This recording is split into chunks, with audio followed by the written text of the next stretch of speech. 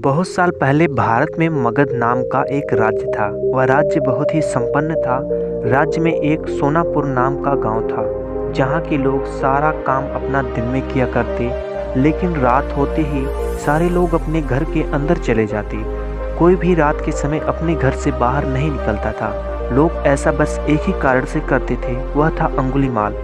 अंगुलीमाल बहुत ही खतरनाक डाकू था, जो लोगों को लूट कर मार देता था।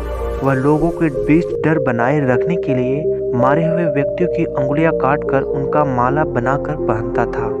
एक दिन गौतम बुद्ध सोनापुर से गुजर रहे थे, तभी उन्होंने लोगों को चिंतित देखा।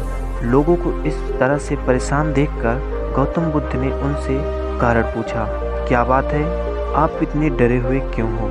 ऐसे में लोगों ने महात्मा बुद्ध के सवाल का जवाब दिया, यहाँ एक डाकू अंगुलीमाल का बुरा प्रकोप है। वह लोगों को लूट कर मार देता है और उनकी अंगुलियों को काट कर उनका माला बनाकर पहनता है। इसलिए हमारे गांव के लोग बेहद डरे हुए हैं। अब आप ही बताएं कि हम क्या करें? अच्छा, ऐसी बात है, तो फिर वह अंगुलीमाल कहाँ रहता है? महात्मा बुद्ध ने लोगों से पूछा।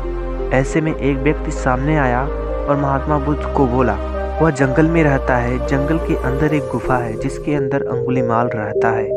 यह सब सुन लेने के बाद महात्मा बुद्ध अंगुलीमाल से मिलने जंगल की ओर चल पड़े। सोनापुर गांव के लोगों ने उन्हें रोकने की बहुत कोशिश की, लेकिन फिर भी वह नहीं रुके और जंगल की ओर चल पड़े। जैसे ही वह जंगल के पास पहुंचे, तभी अंगुलीमाल अपनी गुफा से निकलकर हाथ में तलवार लिए खड़ा हो गया। गौतम बुद्ध ने अंगुलीमाल को अनदेखा किया और आगे बढ़ चले। यह देखकर अंगुलीमाल बुद्ध का पीछा करने लगा। पीछा करते करते अंगुलीमाल जोर से चिल्लाकर बोला, ए सन्यासी, रुक जा। मैं तो रुक गया, तुम कब रखोगे? तुम अपनी यह हिंसा कब बंद करोगे? महात्मा बुद्ध ने कहा। ऐसे में अंगुलीमाल क्रोधित हो गया। फिर उसने महात्मा बुद्ध से कहा, सन्यासी, तू मुझे जानता नहीं। मैं इस राज्य का सबसे शक्तिशाली मनुष्य हूँ। मैं नहीं मानता कि तुम सबसे शक्तिशाली मनुष्य हो। गौतम बुद्ध ने कहा। यह सब सुनकर अंगुलीमाल बोला, अगर ऐसी बात है तो तुम ही बताओ कि मैं क्या करूं जिससे तुम यह मानो। तुम जाओ, उस पेड़ से 10 पत्तियां तोड़ कर लाओ, महात्मा बुद्ध ने कहा। महात्मा बुद्ध के कहने पर अंगुलीमाल ने वैसा ही किया। वह पेड़ के पास गया और उसमें से 10 पत्तियां तोड़ लाया। फिर बुद्ध ने कहा, जाओ, अब इन पत्तियों को वापस से उन्हें पेड़ में जोड़ दो। यह सुनकर अंगुलीमाल अचंभित हो गया और उसने बुद्ध से कहा, यह कैसा बेहुदा मजाक है? भला कोई पत्तियां तोड़कर वापस पेड़ से जोड़ सकता है क्या? ऐसे में बुद्ध ने कहा, तुम खुद को सबसे शक्तिशाली मानते हो और इन पत्तियों को जोड़ नहीं सकते।